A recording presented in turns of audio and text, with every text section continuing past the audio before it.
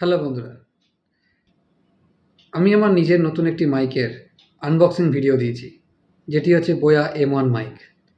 কিন্তু আমি সেই সময় কোনো রকমই আমার মাইকের রিভিউ ভিডিও দিইনি, তার সাউন্ড কোয়ালিটি আমি দিইনি।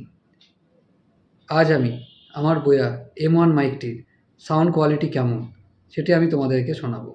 তোমরা এখন যে শুনতে পাচ্ছ আমার ভয়েস ওভারটি, এটি আমার মোবাইলের দ্বারাই করা। এখানে কোনো রকমই এডিটিং বা অন্য কোনো কিছু আমি করিনি।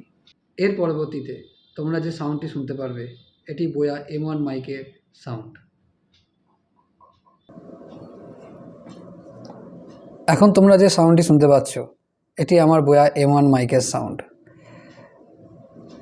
এবং এই সাউন্ডটি অনেক ভালো, আগের থেকে অনেক তুলনায় অনেক বেশি ভালো।